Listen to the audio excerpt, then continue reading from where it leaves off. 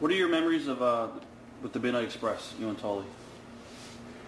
You started the angle with them, and then eventually you guys left. Well, Bobby Eaton and I were like two brothers. We were as close as Rick and I were close. Bobby lived a rock's throw behind me, so we traveled together a lot on some of the driving shots. Rick would fly some of the longer ones. We would drive them. That was just the luxury of being world champion. So we traveled together a lot, and I think him and Dennis Condrey were probably the best team I ever saw, at that time. Purely manipulative, utilizing their manager. Cornette was right there. I mean, they were great. And they were classic matches. We didn't get to wrestle them, obviously, as long as we should have, because that was right about the time we left. Now, right. Now, I guess, how did your negotiations come about with Vince?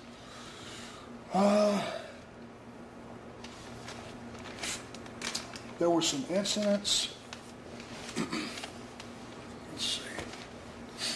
There were some incidents in the front office of where we're going to be sold to Turner. Are we not? Are we going bankrupt? Are we going belly up? I know that Jim Crockett was in a lot of financial duress. At that point in time, we were as hot as you could possibly be. We did the angle with the Midnight Express, and coming out of the Great American Bashes, all the advances were actually up. The matches were Luger and Flair, us against the Midnight Express. And we did the new Charlotte Coliseum, we did like 20,000 people, which is near capacity, which is huge. We couldn't get a straight answer from Jim Crockett. He had made us a promise, contract-wise.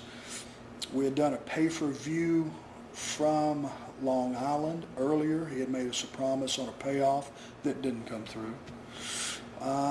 Basically, he was swerving us, and we knew there was a point in time that if we're going to make a change, that was the time to do it. I put out a feeler, and he said, absolutely. Something happened in Houston that wasn't to our liking as far as being just treatment on television. It had nothing to do with winning or losing or who we were wrestling, but there was just an incident that I'd rather not go into. I addressed it with Jim Crockett. He didn't handle it properly. So I went and picked up the phone and called Vince McMahon. Was Rick shocked that you guys were leaving, or was he standing behind you guys? He didn't believe it. He didn't believe it? Yeah, he didn't believe it. I called Vince that night. He said, there'll be a first-class plane ticket sitting there for you in the morning. We flew to Stanford. He picked us up in the limo, took us to his house. We sat out by the pool, put the deal together, flew back to Philly that night, walked in and told Jim Crockett, this is our last night. Right, and you lost the belts in Philly. We lost the belts to the Midnight Express. Bobby Eaton beat me right in the middle with leg off the top, Alabama Jam, and we left. Rick didn't believe it. He believed, well, these guys are blowing off steam. The next afternoon, we had an afternoon show in Fayetteville, North Carolina, and he called. We weren't there. Then it occurred to him. It was time for TV to start. We weren't there, and he cracked. How did the rest of the boys react? There's probably a lot that wanted to see us go.